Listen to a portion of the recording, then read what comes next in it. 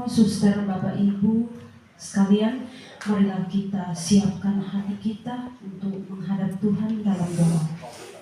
Dalam nama Bapa dan Putra dan Roh Kudus. Amin. Allah Bapa, Allah Putra dan Allah Roh Kudus. Puji dan syukur kami kembali haturkan kepadamu untuk segala perlindungan-Mu sepanjang perjalanan kami hingga tiba di tempat ini dan berkumpul di tempat ini dengan keadaan selamat. Sekarang Tuhan, kami akan memulai dengan kegiatan kami. Berkatilah Romo yang akan membimbing kami semua. Berikanlah kami semangat untuk mengikuti kegiatan ini, agar semuanya dapat berjalan dengan lancar. Semua ini Tuhan kami satukan ke dalam tangan kasih melalui perantaraan Kristus Tuhan kami. Amin. Dalam nama Bapa dan Putra dan Roh Kudus. Amin.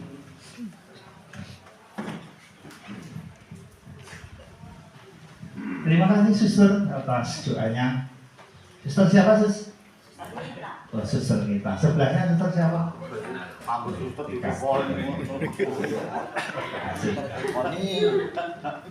Yang suaranya bagus tadi yang mana?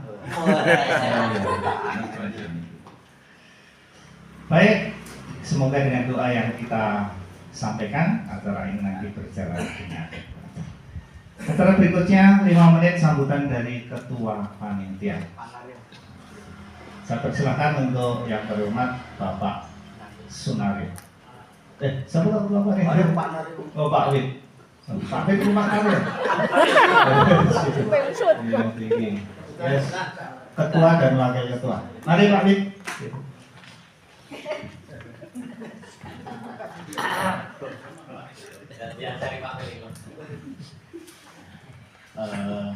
Terima kasih atas waktunya yang terhormat Romo, Suster yang saya hormati, kawan-kawan Prodiakon serta Bapak Ibu sekalian. Selamat siang, berkah dalam. Mendekati penghujung dari tugas periode Prodiakon dari program dari Prodiakon Stasi Maguwo.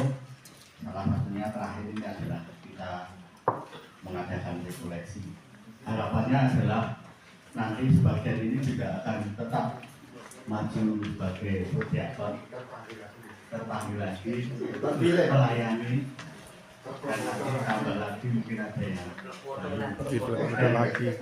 Seperti yang sudah kita nanti akan seharian bersama dengan Romo Paulus untuk mendalami spiritualitas dan semangat pelayanan Prodiakon, sehingga nanti ya masih untuk melanjutkan menjadi lebih semangat lagi, dan harapannya adalah menjadi kita lebih dikuatkan dalam pelayanan ini, dan semoga semua nanti dapat menjadi tambah pengetahuan kita untuk semakin melayani di dalam Tuhan. Dan saya kira saya akhiri dari pengantar saya kembalikan kepada Bapak. Untuk Pak Wid sudah 3 kali menjabat sebagai Ketua Prodiakon, dan nanti masih Agustus mulai pendaftaran lagi untuk Prodiakon nanti untuk masa bakti 2025-2028.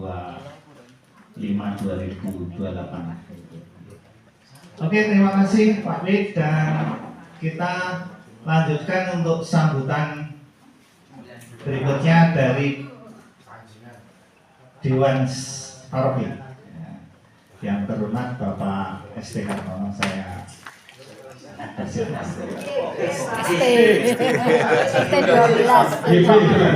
Apa loh?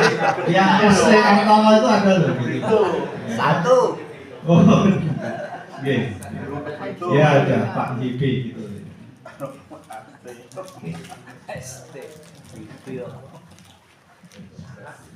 Assalamualaikum. Selamat pagi, Romo. Selamat pagi Bapak Ibu semua, suster. Salam sehat semua. Sehat. Jadi, terima kasih pada kesempatan siang sampai sore nanti, khususnya untuk Bapak Ibu Prodiakon yang akan mengakhiri periode ini.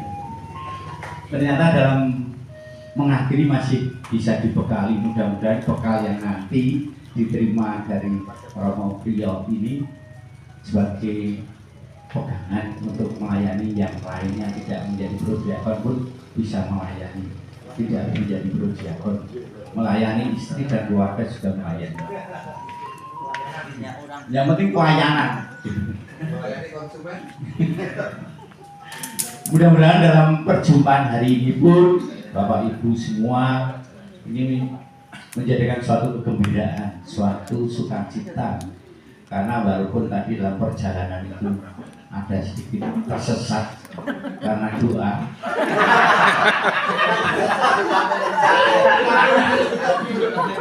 Karena doanya terbalik, harusnya lawang malah walang, nah itu tadi akhirnya tersesat menuju ke sawah yang tidak. Begitu, sehingga nanti monggo silakan Bapak Ibu untuk persiapan kita semua yang baik nanti untuk melanjutkan cita-citanya sampai prodiakon akhir hayat. Sehingga maka Bapak Ibu bekal ini khususnya kita menjadikan pelayan-pelayan yang menjadi bagian dari kita sebagai umat Kristus, umat Allah, itu melayani dengan penuh keikhlasan dan sukacita. Terima kasih dan tetap semangat pada Bapak Ibu. Tuku balon di pasar Pakem. Selamat siang Pak Ibu Prodiakon, berkah dalam.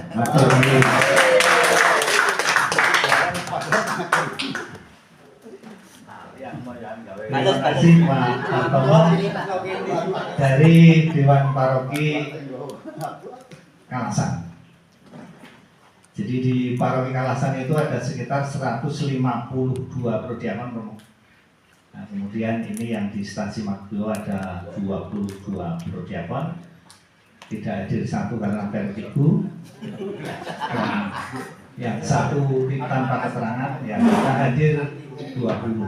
Kemudian dibantu oleh suster yang membantu kita ada sekitar 10 suster lebih gitu ya. Baik. Terakhir kita akan ke sambutan Dewan Stasi dan sekaligus membuka acara ini secara resmi yang berhormat Bapak Mikael Purwanto. Silakan.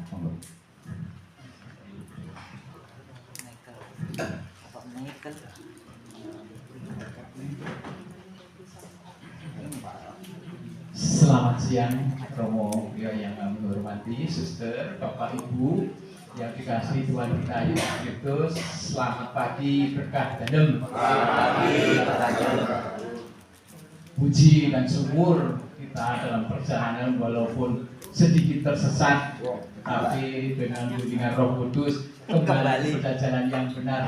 Tadi jalan tersesat, nah dibimbing kembali ke jalan yang benar dan yang lurus, bisa tiba dengan selamat.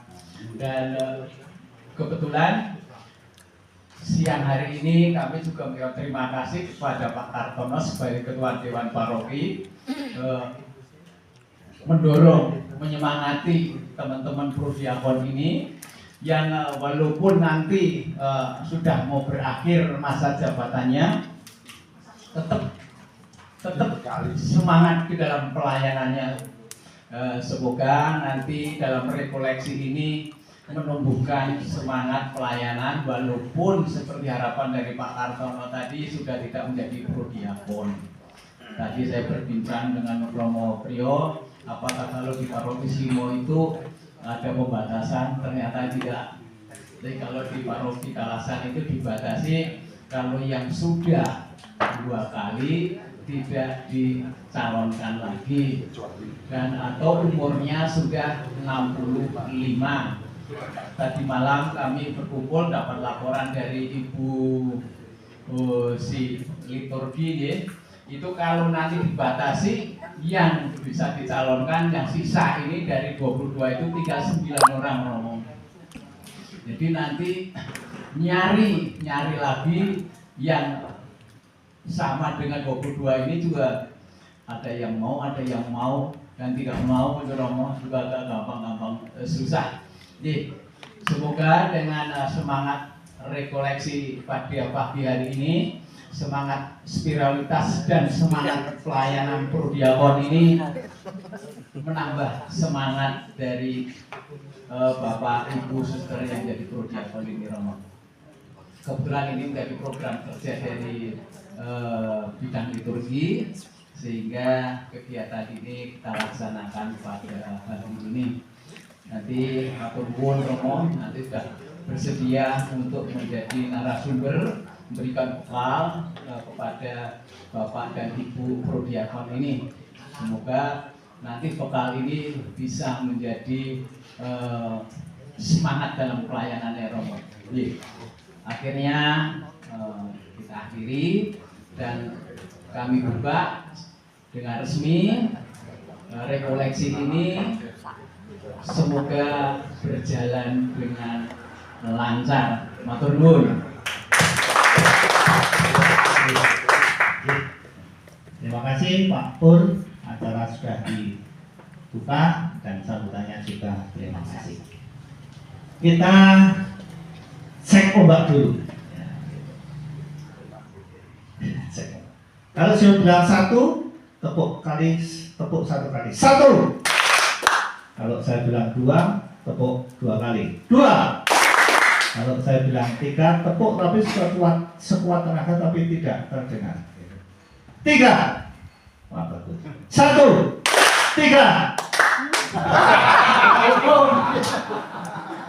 2, 1, 2, 3. Bagus, ini berarti orang yang di sini, pikirannya di sini. Biasanya ini orang itu kalau pepergian itu orangnya di sini tapi pikirannya di rumah. Ini sudah komplit di sini, mau ini tenang, nanti untuk materi bisa diserap dengan baik. Ya. Sekarang berdiri, kita teriak-teriak dulu.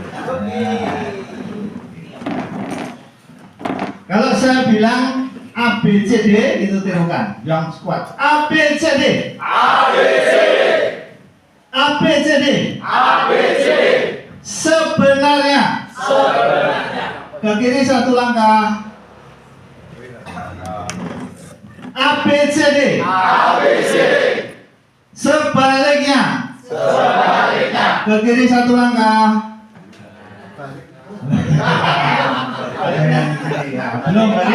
Belum lurus ini. ABCD. Sebaliknya. Ke kanan 1 langkah. ABCD. Sebenarnya.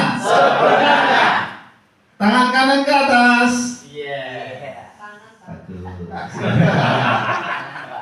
ABCD. Turunkan dulu, maaf, turunkan dulu. ABCD. Sebenarnya. Sebaliknya. Ke kiri 1 langkah. Ke kiri 1 langkah. Tadi sebenarnya dan sebaliknya ya, 2 kali ya, ulangi gitu. ABCD. Sebenarnya. Ke kiri 1 langkah. Sebaliknya 2 kali loh tadi. Ya kan? Ke kiri 1 langkah, tapi terus tadi sebenarnya. Nah, terus yang sebaliknya. Ulangi ya. ABCD. Sebenarnya. Sebaliknya. Ke kanan 1 langkah. Kurang cepat. ABCD. Sebaliknya. Sebenarnya. Ke kanan 1 langkah. Luar biasa, tepuk tangan.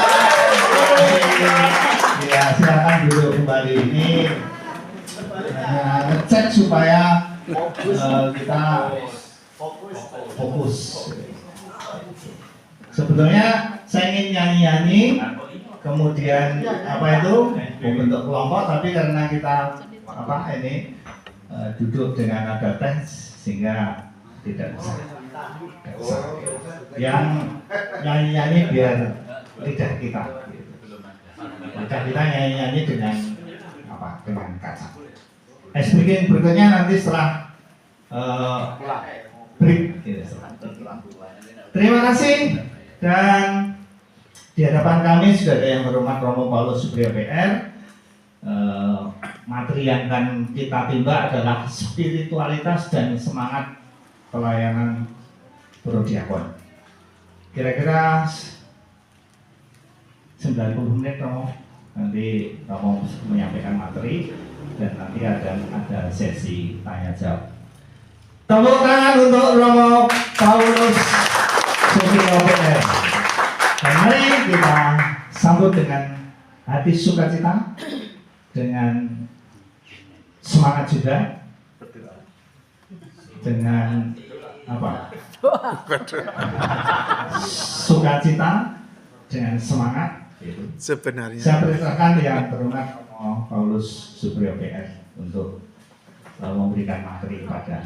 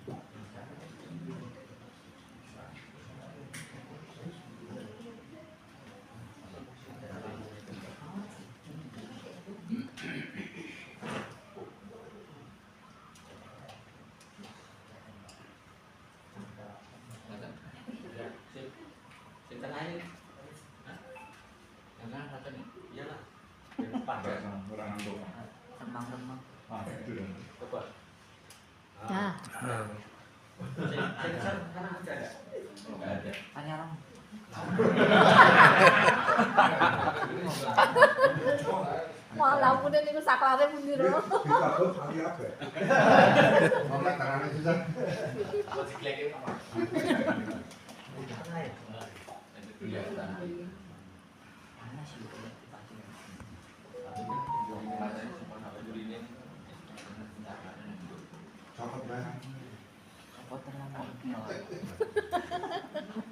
Enggak kan ambilnya bisa diklik.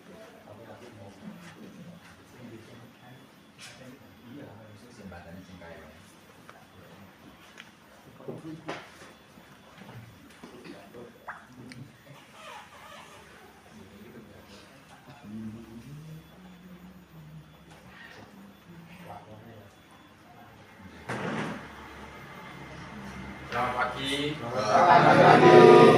Dan teman-teman yang berbahagia. Berkah dalam. Semoga rahmat Tuhan melimpah bagi kita semua. Amin. Semangat. Ya, saya mengucapkan banyak terima kasih atas kunjungan mas-mas dan mbak-mbak semua di Paroki Simo. Tapi umumnya adik saya atau mas saya. Adik saya panggil mbak ya untuk menghormati. Putri-putri panggil mbak ya untuk menghormati. Kalau di atas saya mas dan mbak. Saya terima kasih atas kunjungannya di Taman Doa Watu Lawang. Luar biasa, mas dan mbak semua ada di sini. Terima kasih.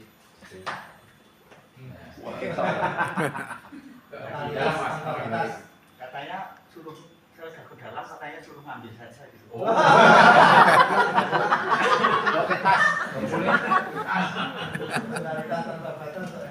Kreatif loh. Cari praktisnya ya. Dan juga ikut berbahagia propisiat bahwa Mas dan Mbak semuanya tersesat. 2 kali loh. Ya, Tapi itu bukan.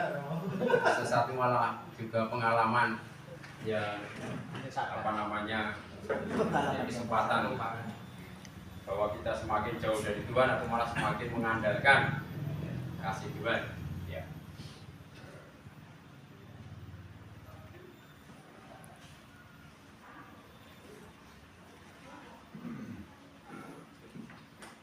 Kita mau mengadakan rekoleksi karena apa namanya spiritualitas dan semangat pelayanan prodiakon, tema yang tidak mudah pasti. Iya, tapi yang paling penting bahwa kita itu semangat itu sudah apa namanya sudah luar biasa. Semangat yang paling penting. Ya, spiritualitas dan semangat sebenarnya ya sama. Sebenarnya. Dan moga-moga Mas dan Mbak semuanya hadir di sini atau pertemuan kita siang hari ini membuat kita semua menjadi bening. Bening itu melihat segala sesuatu secara jernih. Dan karena bening, semoga kita semua bisa mudah sekali hening. Dan karena mudah sekali hening, maka kita menjadi bening sadar gitu. Maka akhirnya atau dalam kata lain kita bisa tenang, bisa hening dan ketemu dengan gunung. Dan semoga semakin jernih. Ini yang suka renang sudah gemeter seperti dengan api. Iya. Ya sebenarnya kita mau nyanyi, tetapi waktunya sudah pada roh itu sudah apa. Kita juga mau doa, harus jadi buka dengan doa oleh suster. Doanya lebih bagus daripada doa ini. Ya. Acaranya seperti itu sebenarnya. Jam 8.19 ngopi itu ngobrol pengalaman iman. Tapi yang ada yang ngetek, lagi mohon maaf, ada yang malah ngetek. Lalu kita prodiakon, lalu tanya jawab penutup. Tidak apa-apa. Buat kelompok, tetapi pertanyaan sederhana, apa itu Katolik? Dan apa yang menyemangati diriku menjadi prodiakon? Masih ada waktu ya, 1/4 jam begitu, apa ada yang kerja menjawab, apa itu Katolik? Atau apa Katolik itu ya sama saja. Apa itu Katolik? Jadi sukarelawan. Apa itu Katolik? Umum. Ya, ini bisa direnung-renungkan ya nanti. Baik, kita masuk ke materi.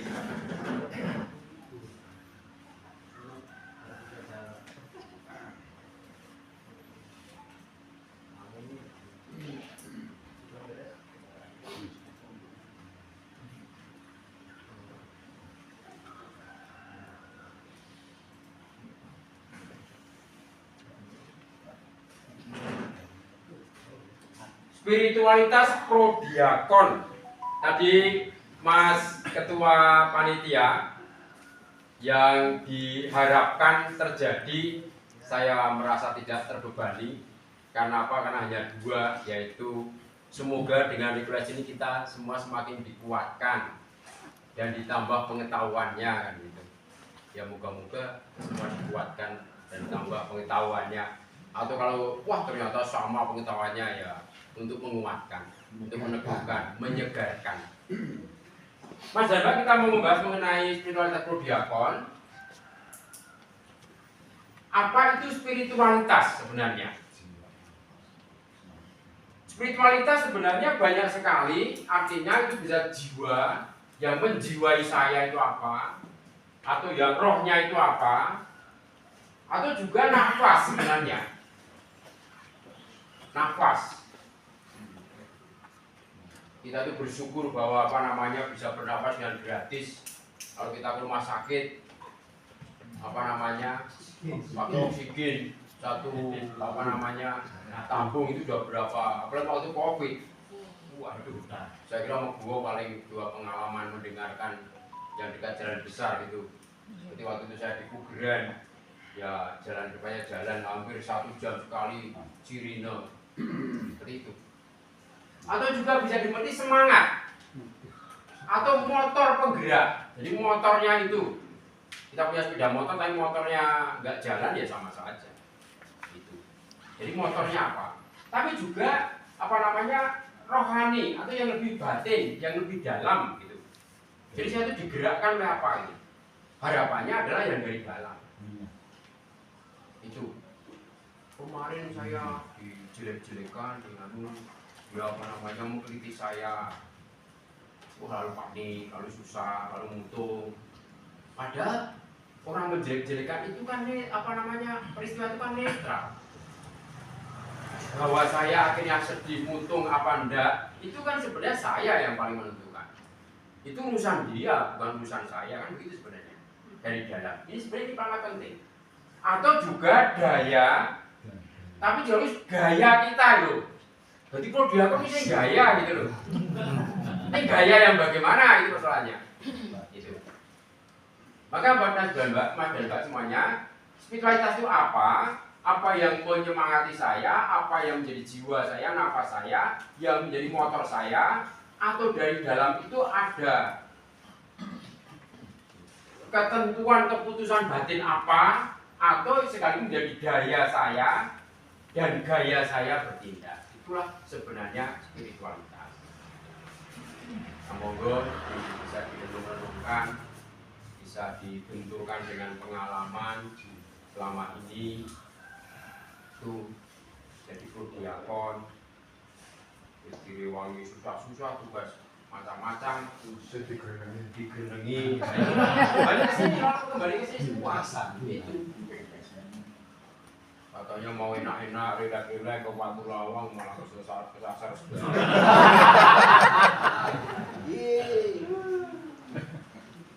Maka apa yang menjadi spiritualitas kita, Mas dan Mbak, kami usulkan. Yang pokok adalah soal ini. Salah satu pertanyaan bagi setiap orang yang lahir dunia ini adalah apa tujuan hidup manusia? Sebenarnya, apa tujuan hidup manusia? Direwangi nyambut gawe dari pagi sampai sore. Sirah tinggu sikil, sikil tinggu sirah. Berapa? Berangkat pagi jam 6, pulang jam 6 sore, sampai terkenal sebagai angkatan 66. Berapa? Oh, jadi romo, jadi susteran di kuju barang. Sebenarnya tujuan itu apa sebenarnya? Dan ini sangat penting. Bapak Mas dan Mbak juga pasti pernah membaca, yaitu apa? Memulai dari akhir kan begitu. Lu mulai dari akhir pasti gimana? Saya mau menanam ketela, tapi saya sudah tahu saya mau menanam ketela itu goalnya tujuan akhirnya apa? Ternyata besok mau saya jual untuk biaya untuk ragat anak. Berarti orang ini menanam ketela atau menanam semangka, bertani semangka. Memulai dari akhir yaitu apa? Besok aku punya uang untuk beragati anak. Ini sangat penting. Memulai dari akhir. Karena kalau orang tidak punya tujuan, ya hidupnya lalu menjadi apa? Hidupnya tidak jelas. Maka hidup yang dikendalikan oleh tujuan itu sangat penting. Namun seringkali manusia dikendalikan oleh rasa bersalah. Rasa bersalah terus menghantui gitu. Kok jadi romo kenapa? Kok jadi suster kenapa? Karena saya merasa bersalah, saya mau menebus dosa-dosa saya. Malah gak bahagia. Atau juga karena kebencian, kemarahan. Karena benci, karena marah, mau balas dendam. Waktu kecil, karena anaknya pendek, jadi ketak-ketakan teman-temannya. Setelah besar, setelah punya kedudukan atau jadi romo menjadi keras karena punya tanda petik kekuasaan lalu sulit. Buat romo agak lunak dikit, ya saya itu kan juga sudah lunak tau. Itu karena apa? Karena dia merasa bahwa ya hidup itu ketak-ketakan. Setelah tidak sadar, setelah tua, setelah punya kedudukan menjadi sangat keras. Atau juga karena ketakutan sebenarnya. Tujuan kita itu dikendalikan, takut nanti istri marah karena suami marah, nanti kalau Romo marah, Dewan pastoralnya harian marah. Nah, jadi orang hidupnya apa di dalam ketakutan. Dan nggak setuju oleh tim pelayanannya bagaimana, nanti ketua perdiakonnya apa namanya tidak setuju. Nah, itu lalu jadi orang takut. Takut pada pemimpinnya dan sebagainya, ketakutan. Atau bersifat materialistik, itu ketakutan. Kalau sepeda motor saya dipinjam, nanti kalau diprotol ke cukup piye, gitu. Jadi banyak. Atau juga persetujuan orang lain. Bagi anak-anak ini juga bisa jadi ketakutan. Nanti kalau bapak nggak setuju gimana ya? Kalau ibu nggak setuju gimana ya? Kalau sekolah nggak setuju gimana ya? Kalau mau nggak setuju gimana ya? Kalau gimnasi nggak setuju, lalu menjadi apa? Sebenarnya ketakutan persetujuan orang lain. Namun Mas dan Mbak, mestinya tujuan hidup kita itu atau hidup kita itu dikendalikan oleh tujuan hidup, yaitu apa? Segala sesuatu adalah dari Dia, oleh Dia, kepada Dia, bagi Dialah kemuliaan sampai selama-lamanya. Itu, amin. Tapi dalam kutipannya nggak ada amin, makanya saya tulis. Ditambahin nggak? Atau dari Ignatius Loyola saya kutip saja. Tujuan hidup adalah memuji, menghormati, serta mengabdi Allah Tuhan kita. Segala sesuatu yang ada di dunia ini dicari, didapat, dipakai sejauh mendukung pencapaian tujuan. Tetapi harus berani meninggalkan kalau tidak mendukung pencapaian tujuan. Jadi Mas dan Mbak punya kedudukan, punya kekayaan, punya popularitas, itu boleh. Tetapi itu tidak menjadi tujuan. Itu sarana, jalan. Ada yang tidak menikah, ada yang berkeluarga, itu bukan tujuan. Itu jalan untuk bisa menghayati tujuan. Maka apalagi kalau diukur dengan kematian, rasa-rasanya nggak ada nilainya lagi. Kalau kita melupakan itu, kalau tujuan kita itu ya popularitas atau harta atau kekayaan itu, maka rasanya lalu menjadi apa? Menjadi nggak berarti. Ya kita boleh punya apa-apa, boleh silakan. Itu Romo saya mau mempunyai mobil, ya boleh silakan. Siapa yang melarang? Punya sepeda motor, punya apa? Sepeda ontel, nanti itu goes, dari Mogbo ke Kaliurang atau kemana boleh. Tapi tidak kemudian kita menjadi sombong. Lalu ojo dumeh mentang-mentang gitu, bajul itu. Akhirnya apa? Akhirnya ya kalau nanti putranya meninggal, kalau di Mogbo ya paling banter pasti pakai ambulan. Jadi iya. Kalau daerah saya sana sedayu, bapak ambulan digotong kalau pelayu itu biasanya. Iya. Jadi sama kita nanti kalau putranya mati. Mau punya gelar ya boleh, profesor, dokter, insinyur, MSc, MA, MM ya boleh. PR bukan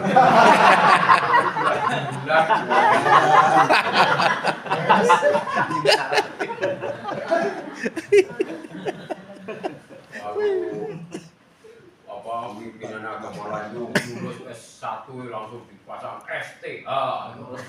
Romo sekolah filsafat, teologi, psikologi, macam-macam hukum perkawinan, gelar-gelarnya nggak pernah dipasang. PR sama SY. Apa? PR sama SY. PR sama SY. Ya, komunitas-komunitas. Tapi itu. Jadi apa? Ya boleh punya gelar monggo itu. Tapi kalau nanti ukurannya meninggal, gelar kita itu sama. Yang laki-laki almarhum, yang putri almarhumah sama. Mau punya rumah, ya boleh. Di mana-mana silakan. Bahkan tingkat 2 boleh. Tingkat 3 durung diiringi ngalor ngulon ya boleh.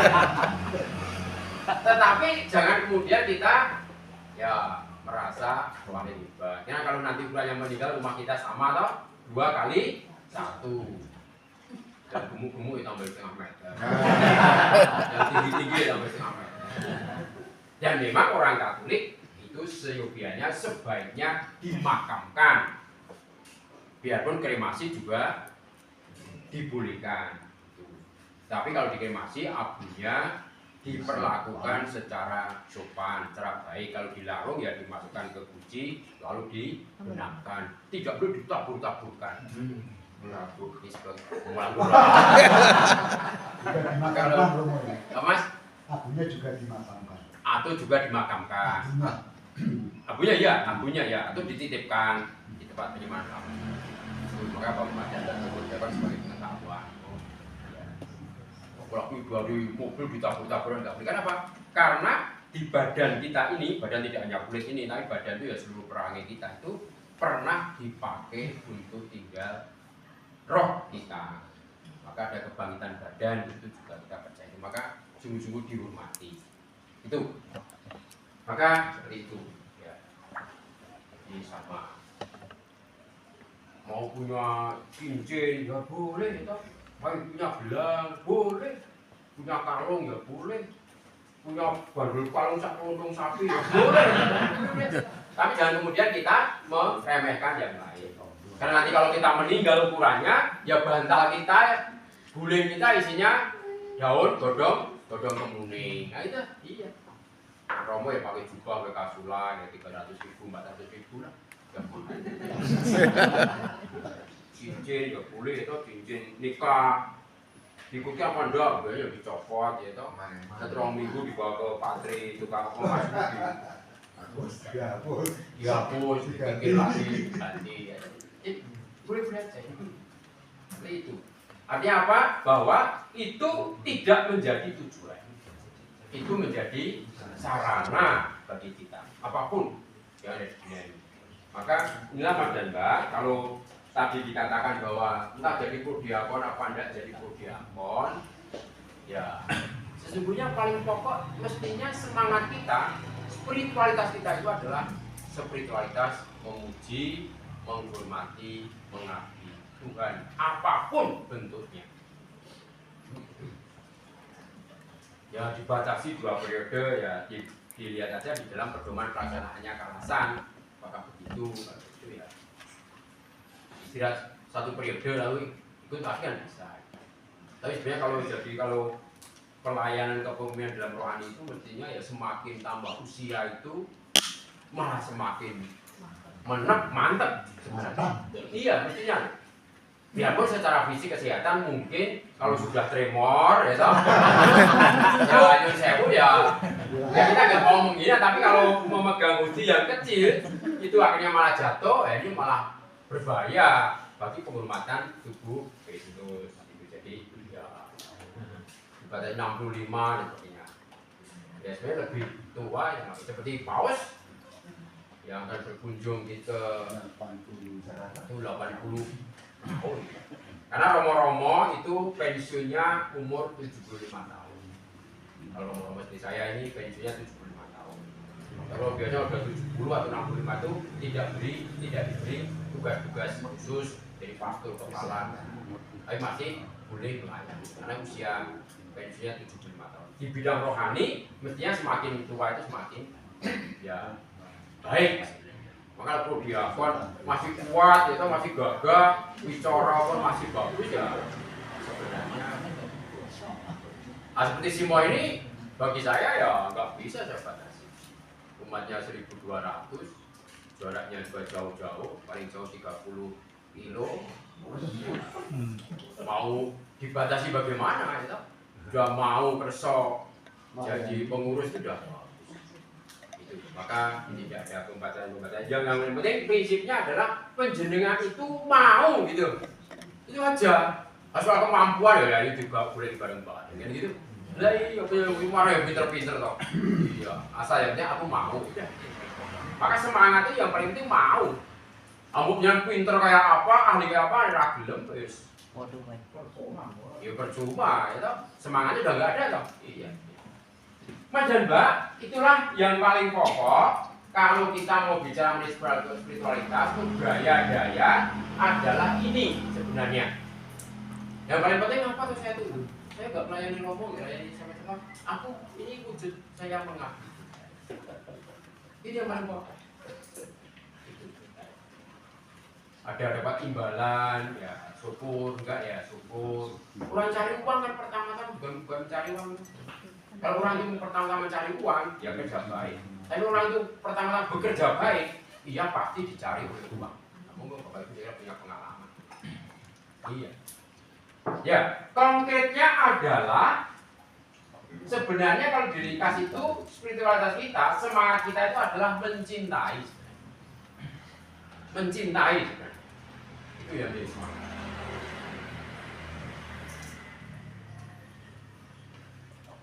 Bagaimana agar kita bisa mencintai panggilan menjadi prodiakon? Ya kita belajar dari pengalaman manusiawi, hubungan cinta. Ya. Mas dan Mbak saya kira paling pengalaman. Suster saya kira yang pernah bahkan sering mungkin jatuh cinta. Jadi nyanyinya ya cinta-cinta. Oh ya cinta juga iya. Kalau saya ya udah nggak tahu cinta itu apa. Kita kasih loh. Ya. Ya. Mencintai itu sebuah proses waktu. Ada cinta kilat, ada cinta yang biasa, ada cinta yang umum. Cinlok, cinta lokasi. Gara-gara dodolan bareng saiki malah WA-WA-an, janji-janjian, bonceng-boncengan. Cinta biasanya terjadi dalam proses meeting tresno, amarga, kulino. Rahalio. Rahalio, nggak tahu itu saya. Karena kulino. Kulino mangkat bareng pertemuan prodiakon. Proses waktu melalui pertemuan teratur dan tetap, cinta lalu tumbuh. Untuk mencintai prodiakon juga nggak tahu. Biasanya ya butuh waktu, perlu teratur dan tetap untuk menghadirinya pertemuan-pertemuan. Wah, keren ini ngomong. Malah baru pertemuan teratur malah saya benci sama prodiakon. Untuk mencintai prodiakon tidak bisa seketika. Cinta prodiakon seperti benih yang mesti tumbuh karena disirami, diberi pupuk, disiangi, dirawat secara teratur setiap hari. Pengalaman kita. Mencintai alasan jatuh cinta bisa macam-macam. Dari lahiriah ke yang lebih dalam. Alasan jatuh cinta itu pasti ada sesuatu pada diri si dia yang ngangeni, merindukan gitu. Itu pasti yang ngangeni, yang merindukan. Alasan jatuh cinta ada yang menggembirakan pada dirinya. Cinta akan prodiakon ya monggo. Mulai dari hal yang lahiriah, umpamanya karena pengen tampil atau pengen punya pakaian itu mantep. Wah, aku jadi mirip kita di Romo. Cuma ke kepleset, saya mati. Itu ya. Lalu pengen jadi Romo, pengen jadi suka lagi. Apa suka dengan pakaian-pakaian itu? Tapi itu bukan alasan utama saya adalah bahwa saya suka berpakaian liturgi itu mungkin itu kawan. Dan lain-lain.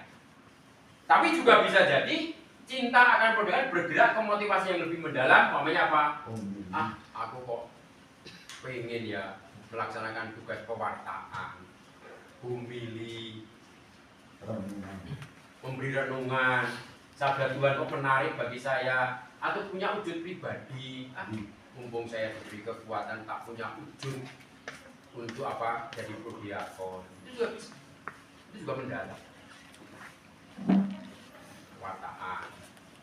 Kalau saya berpikir bahwa aku lah dari suci kok Romo, kapan ya suci?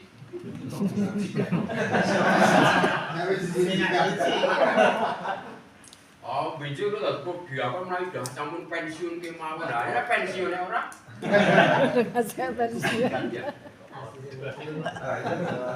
Loh, Mas dan Mbak memberi kan tidak harus menunggu Bapak dan Mbak jadi konglomerat dulu toh? Iya, kita itu memberi itu gak harus jadi punya dulu. Ya justru kita dalam proses menjadi orang baik, ya saya pasti harus terlibat. Itu sebenarnya begitu. Nah, kalau menunggu seperti itu ya nggak ada waktunya. Gitu. Ya. Cinta akan prodiakon menuju ke dalam kesatuan dengan Tuhan, penebusan Kristus, sampai di sana sebenarnya. Inilah spiritualitas kita, moga-moga sampai di sana. Sudah, tapi juga belum pasti. Pembuatan kita itu Romo niku, prodiakon Mebon itu sudah semua Romo, sudah bersatu dengan Kristus semua. Ya.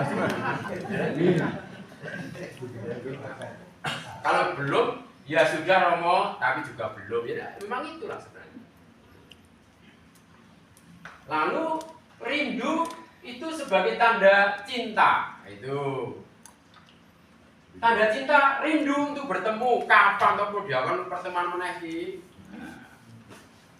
Wah, rasa ketemu-temuan, misalnya ngomong WA, ngomong WA awal cukup.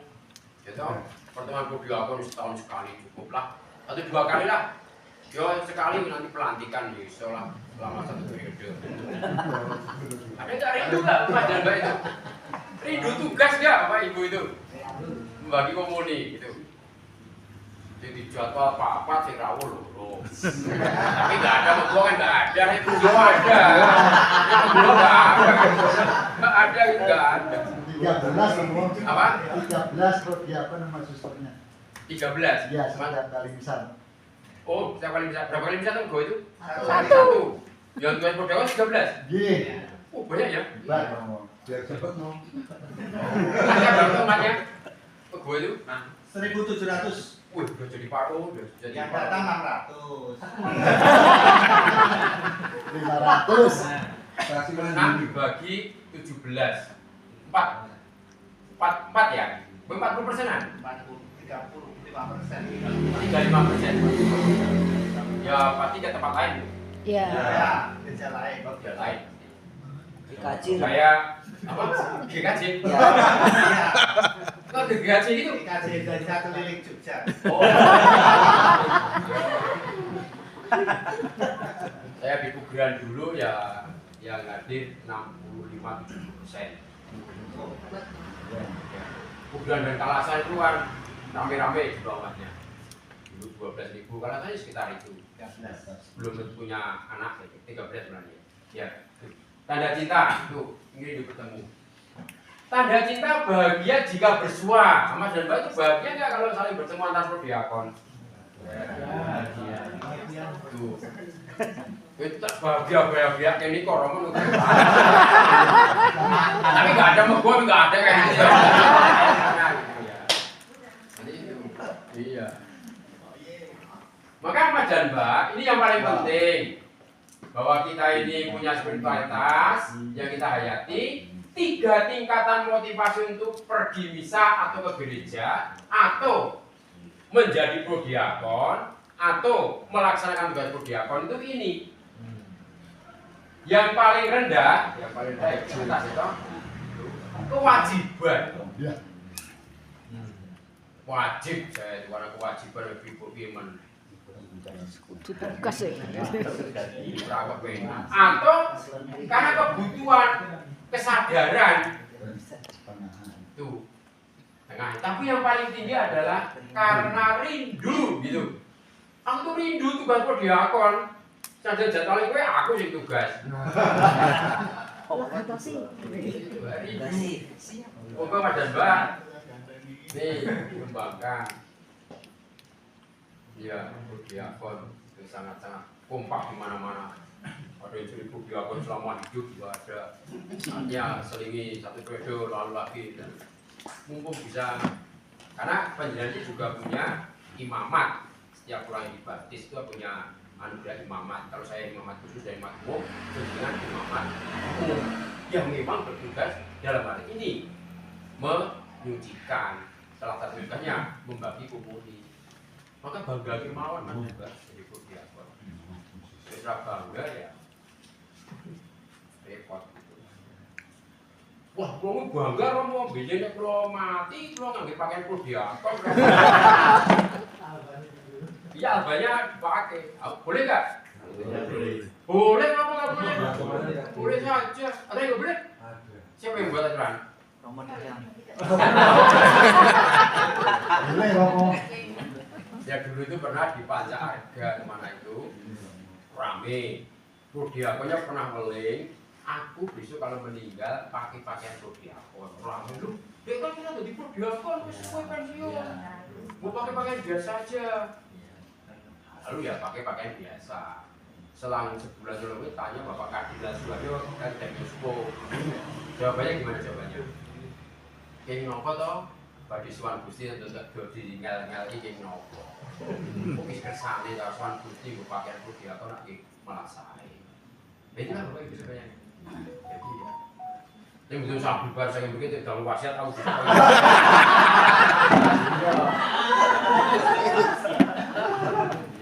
Ya, itu Mas dan Mbak. Jadi apa namanya? Rindu ini mestinya menjadi tanda atau menjadi semangat paling tinggi terbaik dalam melaksanakan tugas prodiakon. Rindu itu dipuji dan tak puji, bertugas. Ya rindu itu ya lalu musuhnya ya puas diri. Wah puas aku. Jadi apa? Bertugas prodiakon. Berguna bosak di aku dewi. Si bagiku muni. Berkuliah bulan kok. Atau apa namanya? Kemalasan. Tuh, rindu itu orang rindu pasti nggak malas. Atau ya mut-mutan. Atau sesukanya. Itu pasti musuhnya itu, lawannya dari rindu itu. Seperti itu. Atau ya punya komitmen, punya kesungguhan.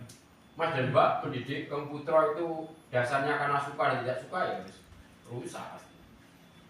Ya suka nggak suka anaknya saya treke sekolah kan itu. Ya pun capek tadi malam saya lek-lekan gaple gitu. Gitu si kucing nanti esok akhirnya harus mengantar istri belanja atau harus mengantar anak sekolah. Bukan karena saya senang nggak senang tapi apa nggak capek. Nih Bapak Ibu, itu yang paling pokok, yang paling utama kalau kita bicara mengenai spiritualitas, yaitu tujuan hidup kita memuji, menghormati, mengabdi Allah Tuhan kita, itulah sebenarnya spiritualitas kita. Entah jadi prodiakon, entah tidak. Tapi nanti secara spesifik lagi ke bawah-bawahnya, konkretnya berbeda. Atau sebenarnya ya kita mencintai spiritualitas kita, spiritualitas cinta. Jadi prodiakon itu kita nggak mau mengikuti siapa, prodiakon itu nggak ada pendirinya. Kalau SJ mengikuti spiritualitas Ignatius, UFM ya Fransiskan, NPR ya siapa ya spiritualitas Yesus Kristus ya, nggak ada pendirinya.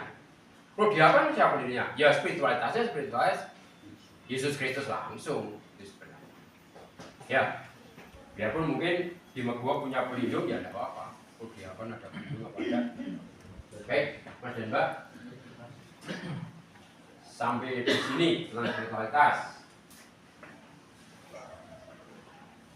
Pertanyaannya nanti aja ya. Gaya dan gaya, mohon maaf. Gaya sekaligus ini menjadi daya sebenarnya kalau dihayati. Gayanya prodiakon hidup itu bagaimana sebenarnya? Modelnya, tipenya, tipusnya itu mestinya kayak ngomong perilaku saya itu gaya. Bukan gaya Jawa, gaya bukan. Ya itu apa? Yang pertama bidang kerohanian. Memiliki kualitas kerohanian yang mendalam dan liturgis. Tugas prodiakon membantu imam menerimakan komuni dan memimpin ibadat non sakramen. Itu non sakramen. Kalau sakramen pada umumnya yang memimpin ya romo, pasti imam sakramen. Yang non sakramen ya pemberkatan rumah, itu non sakramen. Itu banyak. Kalau yang liturgi ya hanya ada apa?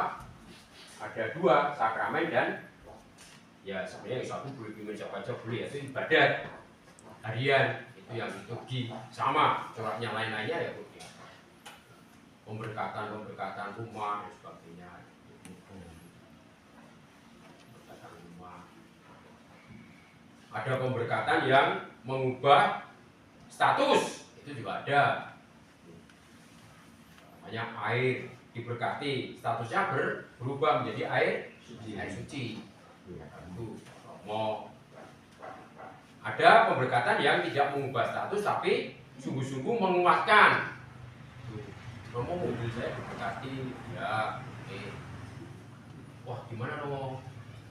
Mau saya jual juga diberkati, tidak apa-apa.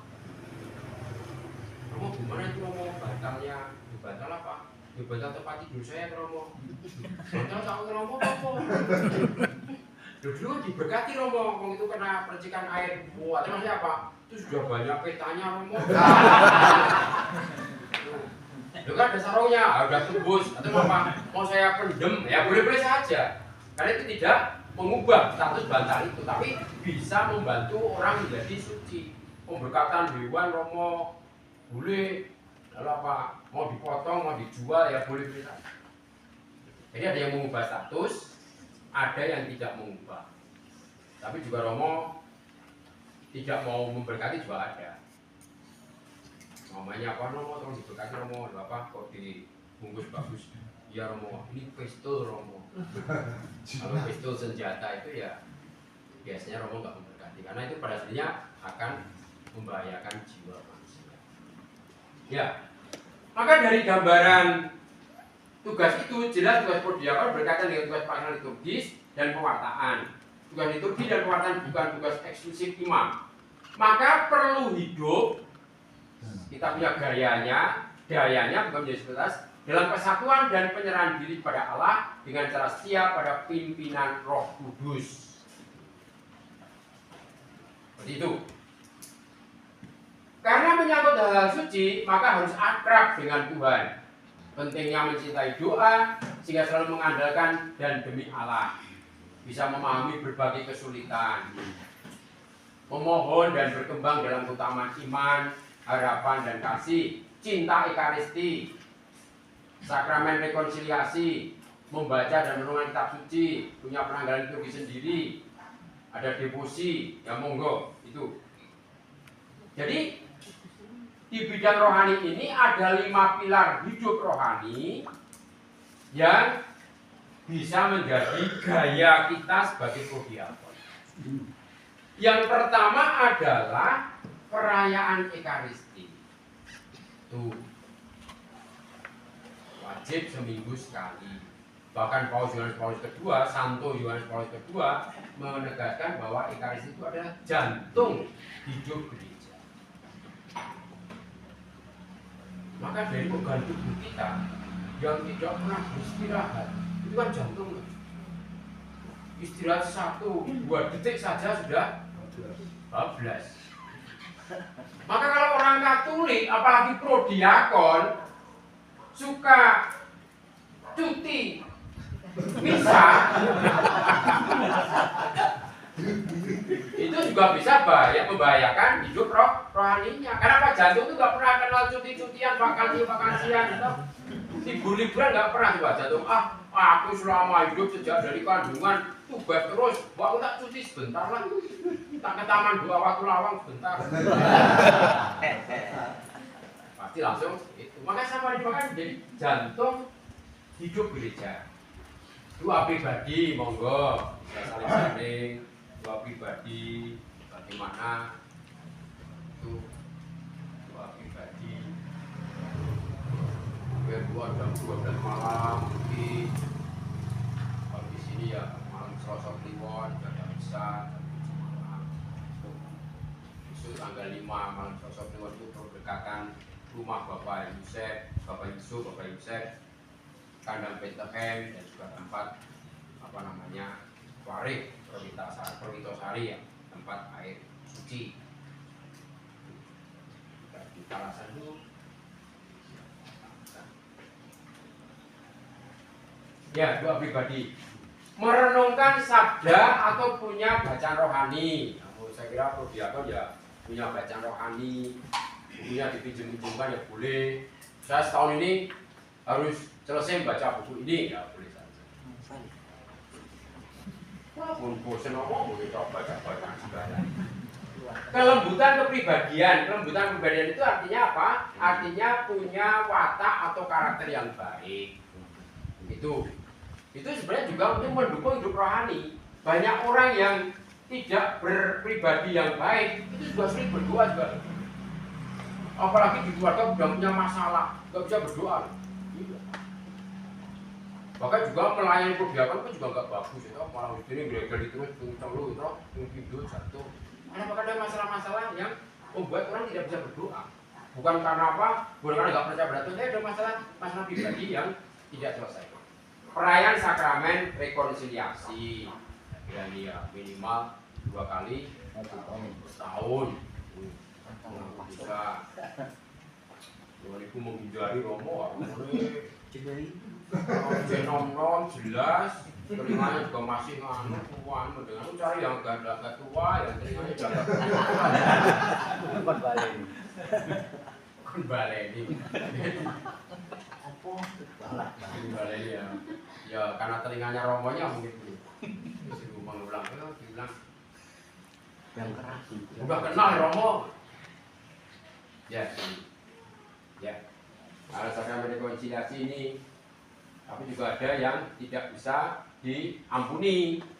Karena apa? Karena dalam status berdosa yang berat, umpamanya hidup dalam perkawinan yang tidak sah, juga berarti tidak boleh sambut komuni. Itu. Ya, itu yang pertama soal kerohanian. Yang kedua adalah mengenai kepribadian atau karakter atau watak prodiakon. Ini jadi gaya juga dalam kita menjadi prodiakon.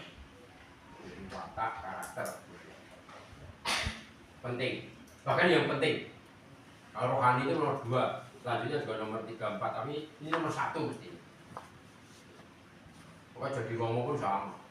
Paus yang paling kedua pernah mengumpulkan prapater lalu mengatakan, Anda itu janganlah pertama-tama pengen jadi Romo, tapi Anda hendaknya pengen jadi manusia. Ya iya. Gara-gara kepribadiannya nggak begitu bagus, lalu apa? Ya maksud baik, lalu menjadi berantakan. Mas dan Mbak, ini rasa-rasanya juga menjadi masalah yang cukup berat. Saya nggak tahu penjelasan, tetapi cukup berat di masyarakat kita Indonesia. Persoalan ini. Apakah ke depan mau seperti apa? Ya diikuti aja. Dengan hasil pemilihan kemarin. Ya, kita berdoalah semua berkembang baik. Tapi sudah banyak sekali muncul macam-macam. Mengapa karakter penting? Karena ada yang mengatakan dunia kita ini amburadul, dunia maksudnya masyarakat Indonesia.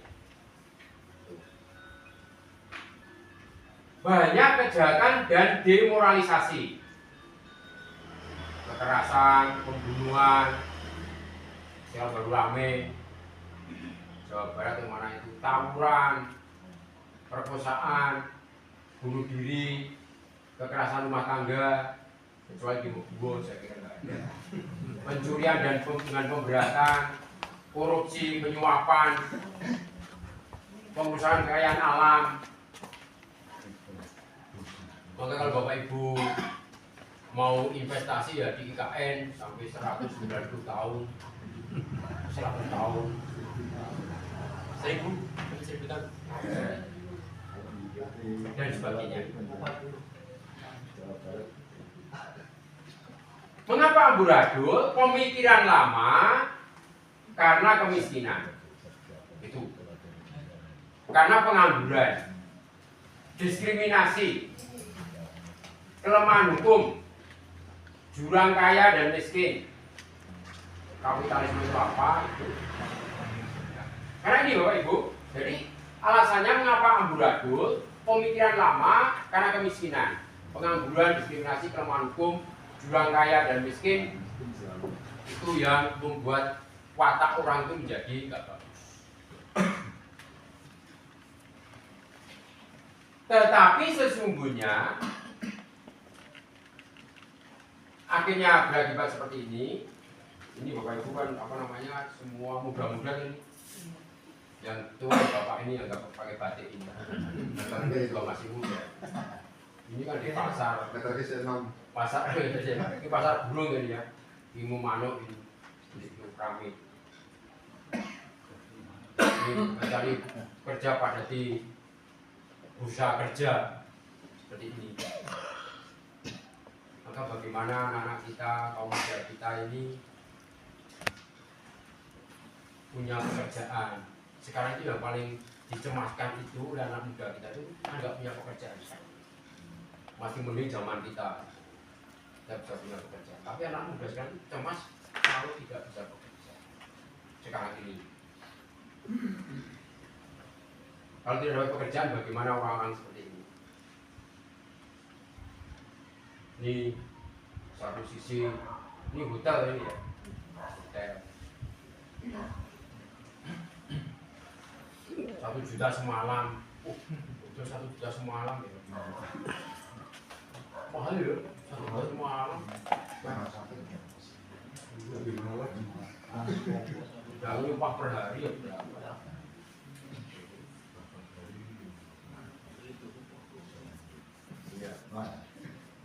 Pemikiran baru, mengapa terjadi amburadul?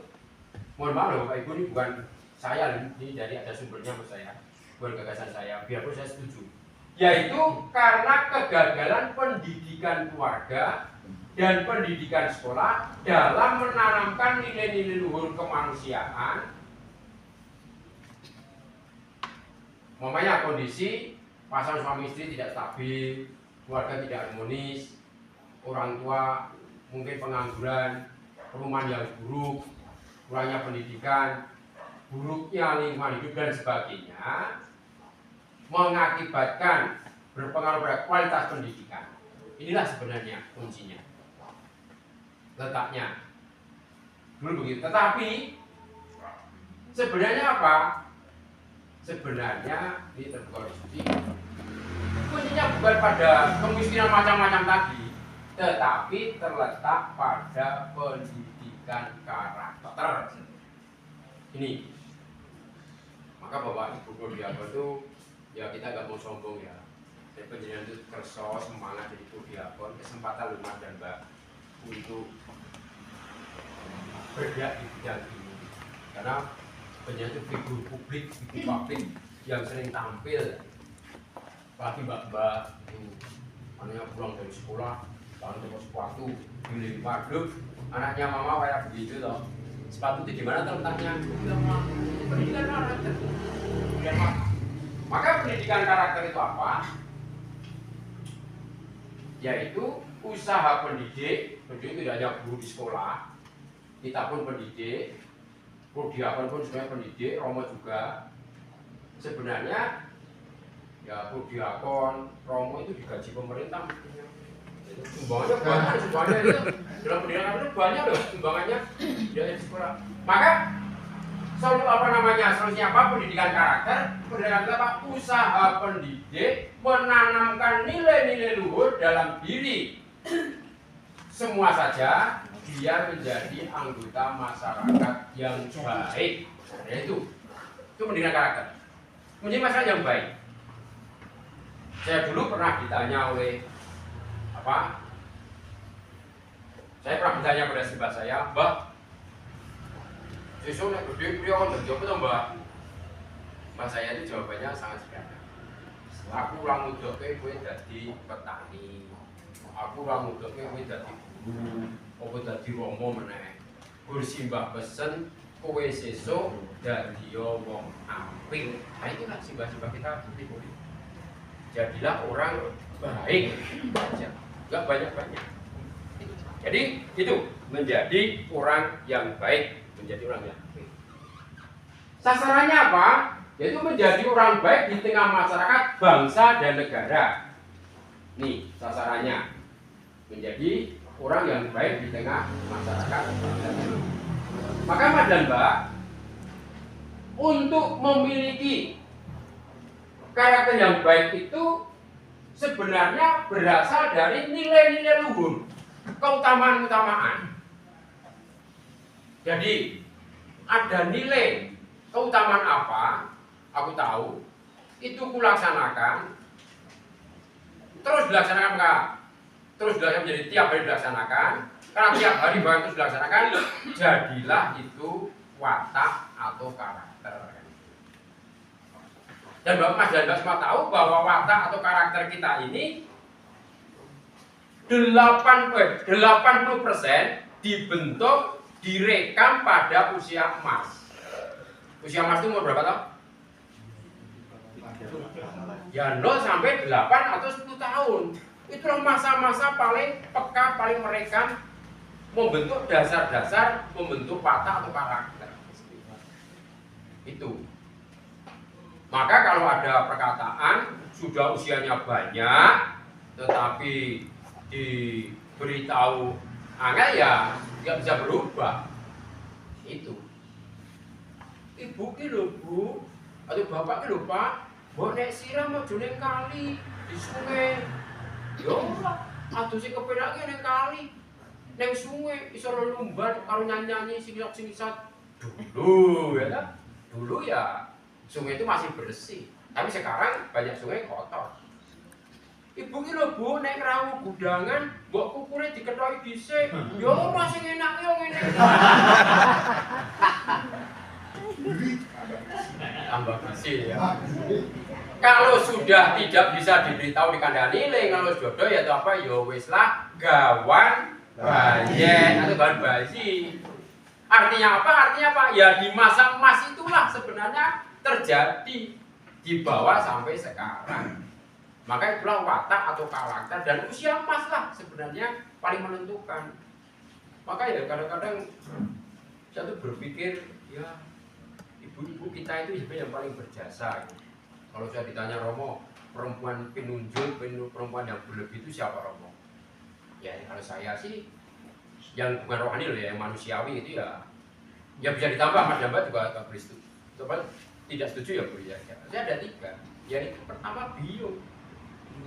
Biung itu ibu kandung. Nggak ada yang bisa menggantikan. Siapa? Ibu kandung nggak ada yang bisa menggantikan. Ya hanya satu, setiap orang ibu kandungnya satu. Bapak banyak saya nggak tahu. Ibu tirinya 3. Apa? Ibu tirinya 3. Kalau itu bisa, tapi bukan ibu kandung tetap itu. Yang satu. Biung itu hanya satu. Kalau ada ibu-ibu yang itu hanya ya gelar penghormatan aja. Yang kedua adalah sebenarnya ya R.A. Kartini atau Ibu Maria Sulastri, Raden Ajeng Maria Sulastri pendiri WKRI. Dan yang ketiga adalah Ibu Taman Kanak-kanak. Ya, ada Bapak Guru Taman Kanak juga ada, tapi bagi saya Ibu Taman Kanak-kanak itu adalah Bapak Ibu yang apa? Juga biung, yang melatih kita celaku, yang melatih kita melaku, yang melatih kita lelaku, yang melatih kita meluku sawah itu. Artinya yang melatih kita bicara, berjalan, bertingkah laku baik, dan yang mengantar kita bisa cari pekerjaan. Itu perempuan-perempuan pinunjul, perempuan-perempuan yang berlebih. Itu ibu-ibu terutama. Ya.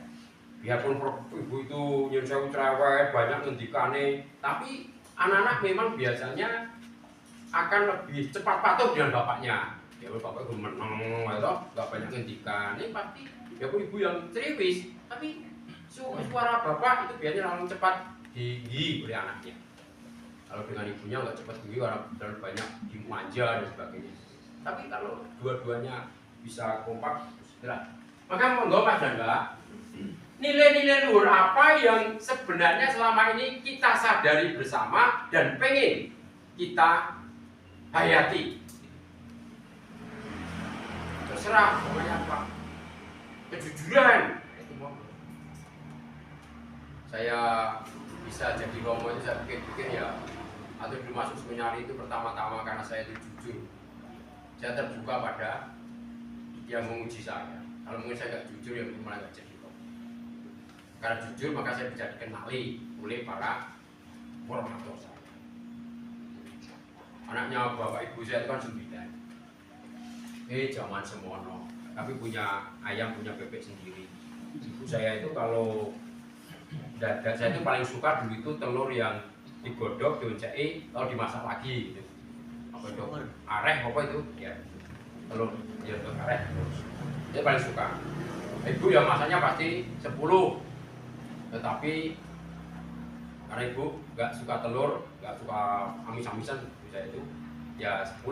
Karena saya anak SD, ya pulang sekolah saya laparnya, wah kok lauknya pas seneng. Saya double ambil 2. Nah, adik saya yang paling kakak waktu itu lupa pulang nangis. Ibu saya tuh apa? Lauknya udah habis, berarti mesti ono sing double ini. Anak itu jejer pacar aku di suara sidang ya, suara pertama itu halus. Mau sapa sing double, sing jupuk luwe saka jatahe, lawe, semua dia. Saya udah mulai gredeg gitu. Kakak dari saya tenang aja, karena gak ada yang ngaku, lalu keras kata-kata ibu saya. Mau sapa sing jupuk lawe double, ibu ras seneng nek ora jujur. Lalu saya pulau. Lalu ibu saya apa? Saya kono kowe nggodhokin ndok adikmu atau masmu, karena yang adik saya nggodhoke ndok adikmu. Nah, saya laki-laki disuruh masak itu berat Bapak Ibu. Kalau suruh nyapu, macul, saya mau, tapi godok masak itu loh. Pakai bumbung di dua jamu itu mati, curi lengan mambu itu bulat-bulat itu. Sudah matang belum tahu, diambil, bawa ke air dingin, masukkan lagi karena ragu aku. Setelah meletus mau tutup itu apa? Nah dari situ lalu saya berpikir, oh iya, biar aku jujur, buat penowo, dihukum tapi tidak berat-berat. Dan bagi laki-laki berat ya namanya masak. Itulah maka apa kejujuran, ada juga warung kejujuran. Sebenarnya itu ada warung kejujuran. Orang ambil sendiri, susu ambil sendiri, nulis ambil apa sarimi harga sekian. Ada sekolah juga punya warung kejujuran. Atau apa tanggung jawab. Atau moga pas dan mbak tidak tahu menurut siapa macam-macam. Tuh. Atau seven habit juga bisa proaktif. Itu menang, nah, itu juga sebenarnya nilai utama. Beberapa hal perlu didalami adalah ini iman, itu juga nilai. Tuh, beriman semakin mendalam. Tuh. Sebenarnya beriman itu kalau saya itu lebih banyak belajar dari suami istri sebenarnya. Tuh. Bapak ibu itu saling mencintai, saling peduli kan tidak hanya kalau butuh, kalau pengen diperhatikan, tapi saat apapun juga pasti memperhatikan, tidak capek. Tidak hanya pas tanggal muda suaminya dipuji-puji, wah lo ganteng, jangan dia jangan nokok, kata gue tidak ke orang anak lagi musro, tapi nggak ada mau gue nggak ada kayak gini. Ya itu. Melakukan nilai-nilai tadi, sensus Katolikus, suasana kekatolikan, itu, suasana kekatolikan. Namun gue, apakah doa bersama dari semua ini juga sangat tidak mudah. Tapi beberapa ada keluarga yang rutin mengadakan doa bersama. Zaman saya kecil dulu itu namanya doa bersama itu selama ini, tidak tahu sekarang. Doa bersama, ini sangat penting. Itu panggilan juga. Lalu yang ingin saya agak kupas secara khusus adalah kecerdasan emosi. Realita kehidupan, kecerdasan intelektual diagung-agungkan. Hubungan antara manusia dibutuhkan kecerdasan emosional. Berkembang optimal bila cerdas emosinya. Ini sangat penting. Kalau kita bertemu, berjumpa dengan hal yang kok tidak jelas, kecerdasan spiritual. Dengan hal-hal benda mati atau dengan apa hewan, tumbuhan, kecerdasan intelektual. Tetapi relasi antar manusia itu lebih banyak menggunakan emosi. Iya, lebih banyak menggunakan emosi. Maka pentingnya kecerdasan emosional. Peran kecerdasan intelektual untuk lingkungan, emosi untuk relasi, spiritual untuk menghadapi permasalahan di luar jangkauan pikiran dan perasaan. Tanda-tanda tidak dewasa emosinya, tidak sabaran, berbicara meledak-ledak, berbicara kasar atau keras, bernada tinggi, kurang mendengar, pokoknya gini. Nek kalau dia kon ra ngene ya wis. Mudah tersinggung, mudah terganggu, mudah marah, mudah kecewa, mudah panik, menarik diri dari pergaulan, menyendiri. Di gereja itu sangat-sangat rawan, sangat-sangat mudah muncul kayak begini. Mutung, lu kok sekarang nggak ke gereja lagi, kok sekarang nggak pernah jadi diakon, isu gue mah Isropolin pindah. Tapi nggak ada kan, gua nggak ada kan. Gua nggak ada. Sulit memaafkan, kurang apa namanya tadi, kurang menyendiri, kurang ramah, kurang bersahabat, kurang menghargai orang lain, sulit memaafkan, pendendam, orang dendam itu ya berat ya. Yaitu apa? Sama dengan orang dendam itu ingin minum racun, tetapi mengharapkan orang lain yang mati, kan begitu sebenarnya. Iya kan? Mudah mengeluh, tidak puas, patah semangat, mutungan, curiga, iri hati. Sama Prof apa ya nggak berbeda iri hati. Iri hati. Aku mau ke lu, kok diakon mutung gitu ngapa? Dewe ke lu, penghuni ini jelas ini utang udah pindah tuh mau gitu. Oh dia pindahnya biar supaya cepat aja itu. Mudah merasa kesepian, ini biarpun sendiri belum tentu kurang kesepian. Biarpun bersama-sama kurang kesepian juga sangat mungkin. Regulasi diakon bersama satu bus, tapi kesepian juga bisa. Gitu. Merasa tidak dimengerti, banyak mengkritik, mencela, menyalahkan orang lain, merasa paling hebat, paling benar, mau menangnya sendiri, punya kapasitas, lemah dalam kapabilitas. Artinya apa? Artinya ya NATO. No action, not only. Jadi apa? Orang punya kapasitas, wah kalau saya mendikan, wah tarik apa buru semua itu. Tetapi nek kon nglakoni ora tau mlaku. Gitu ya. Gajah dilakoni. Gajah itu ya dilakoni. Ya udah apa-apa sih, tapi kalau sudah sanggup tapi enggak mlaku itu masalah ini. Iya, gue kon dikit loh kalau sih. Ada ditunggu orang minggu dan aku mlaku tuh. Ora laporan. Itu banyak orang akhirnya apa? Akhirnya ya punya kapasitas tapi lemah dalam kapasitas.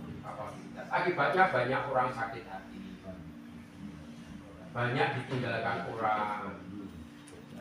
orang marah itu dikira mudah, nggak mudah loh. Kita itu marah itu berat juga bagi orang yang kena ya, berat bagi yang dikira marah itu ringan mudah. Ya apa itu juga marah. Relasi terganggu, pekerjaan terbengkelai, cita-cita menjadi kabur. Itu pekerjaan terbengkelai.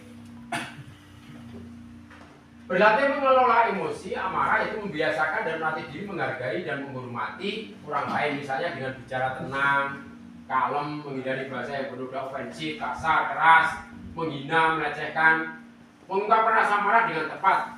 Makanya saya tidak suka melihat saudara selalu terlambat kerja. Bukannya, wah kamu dasar pemalas, kurang pendidikan, tidak berpikir begitu orang-orang. Ya. Kurangi kontak dengan provokator atau dono. Secak apa namanya? Secak apa ini? Sembunyi. Melatih keterampilan ekonomi sosial, membuat kata-kata yang bersifat menuntut menjadi kata-kata permohonan, himbauan, berbicara secara jujur, keluar dari hati. Jika mengkritik orang, lakukan dengan penuh persaudaraan tanpa ada rasa kebencian sesudahnya. Menunda reaksi, tenangkan diri dulu, melihat dari sudut pandang lain. Ya, itu Bapak Ibu. Yang nomor 2 yaitu kepribadian. Yang ketiga adalah pelayanan. Masih ada 2, 3 dan 4. Oke, mau nyanyi dulu. Itu lanjut. Lanjut. Ya. Yang ketiga adalah gaya prodiakon sebagai wujud spiritualitas adalah teladan Yesus. Datang untuk melayani bukan untuk dilayani, bahkan menyerahkan nyawa. Ya, itu. Makanya itu sebenarnya nilai-nilai ini itu tidak hanya rohani, tidak hanya soal agama, tapi dalam kehidupan konkret di perusahaan pun ini sebenarnya yang justru dikembangkan banyak orang. Nilai-nilai yang dari Yesus itu justru dipakai oleh perusahaan-perusahaan. Orang melayani terlebih dahulu itu pasti nanti akan dicari.